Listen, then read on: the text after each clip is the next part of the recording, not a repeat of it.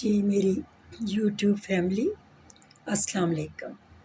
ارم ناصر اپنی چھوٹی چھوٹی باتوں کے ساتھ ایک بہت ہی افسوسناک واقعہ کہ چند ماہ کی بچی اور ایک خاتون گٹر میں گر کر ہلاک ہو گئی۔ کسی بھی خاندان کا جب کوئی فرد جاتا ہے تو وہ ایک فرد نہیں ہوتا، بلکہ وہ ایک اس سے جڑے کتنے رشتوں کے لیے ایک المیہ ہوتا ہے۔ اگرچہ اللہ تبارک و تعالیٰ کا بڑا احسان کہ اللہ تعالیٰ نے ہمارے اندر صبر کی صفت رکھی۔ اگر صبر کی صفت نہ ہوتی تو شاید انسان اپنے پیاروں کے بغیر جی ہی نہ سکتا، لیکن صبر کے باوجود وہ جو ایک جدائی، جو ایک خلا، جو ایک کرب ہوتا ہے، اس میں کمی نہیں آتی، صرف اللہ کی رضا پر ہم راضی ہو جاتے ہیں۔ لیکن اس میں بہت ساری چیزیں سوچنے والی ہیں۔ سب سے پہلے تو آپ یہ دیکھیں کہ عظمیٰ بخاری صاحبہ جو انفارمیشن منسٹر ہیں، انہوں نے ڈس انفارمیشن ایک طرح سے پھیلائی کہ جب تک ان کو جو معلومات ملی تھیں اس کو کنفرم نہ کر لیتی ہیں ایک دو ذرائع سے، اس وقت تک ان کو بیان نہیں دینا چاہیے تھا۔ جب آپ اتنی بڑی پوزیشن پر بیٹھے ہوتے ہیں تو آپ کو بہت محتاط رہنا چاہیے۔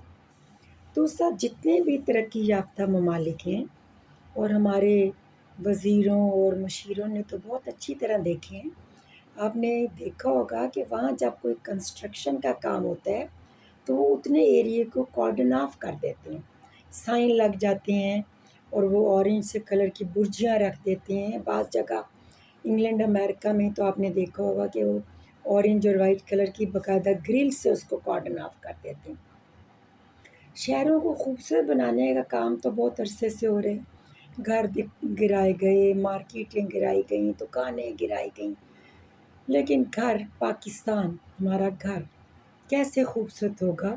سب سے پہلے جب اس گھر کے رہنے والے پرسکون ہوں گے، محفوظ ہوں گے اور بنیادی ضروریات زندگی جس میں روٹی بھی ہے، کپڑا بھی ہے، دوائی بھی ہے، سیکیورٹی بھی ہے، عزت نفس بھی ہے، یہ ساری چیزیں جب ان کو حاصل ہوں گی، اس گھر کے لوگ جب خوش ہوں گے تو پھر اس گھر کی تزئین و آرائش کی طرف بھی ہم توجہ کریں گے۔ لیکن بہت افسوسناک بات ہے کہ سڑکیں بھی کھلی ہو رہی ہیں، کشادہ ہو رہی ہیں، سب کچھ ہو رہا ہے، لیکن اس میں اتنی بے احتیاطی کی گئی۔ اب آپ چاہے ڈی سیز کو معطل کریں، اے سیز کو کریں، ریسکیو اہلکاروں کو کریں، کچھ بھی کریں، وہ جانے والی تو اپنی جان سے چلی گئی۔ اور سب سے زیادہ پھر ایک اور اس میں افسوسناک بات جو سننے میں آئی کہ اس خاتون کے شوہر کو پہلے مارا پیٹا گیا، یا مارا پیٹا اگر نہیں گیا تو بہرحال مس بیہیو کیا گیا اور یہ کہا گیا کہ آپ ڈس انفارمیشن پھیلا رہے ہیں۔ اگر ایک عام بندہ جس کی صحیح بات کو ڈس انفارمیشن کہا گیا تو ایک بندہ جو پوزیشن پر بیٹھا ہے اور وہ کہہ رہی ہیں کہ مجھے جو معلومات دی گئی میری غلطی ہے، میں نے اس کو آگے پھیلایا اور میں اپنی غلطی ماننے سے چھوٹی نہیں ہو جاؤں گی۔ چھوٹی آپ نہیں ہو جائیں گی، لیکن یہ ہے کہ آپ اپنی پوزیشن پر جس پر آپ بیٹھی تھیں، آپ کو اس کے مطابق پھر اچھی طرح تحقیق کرنی چاہیے تھی، آپ کو الرٹ ہونا چاہیے تھا کہ کیا کوئی ایسا واقعہ ہوا تو نہیں۔ ہمارے تو بزرگ ہمیشہ یہ کہتے تھے کہ رائی ہوتی ہے تو پہاڑ بنتا ہے، لیکن رائی بہرحال موجود ہوتی ہے۔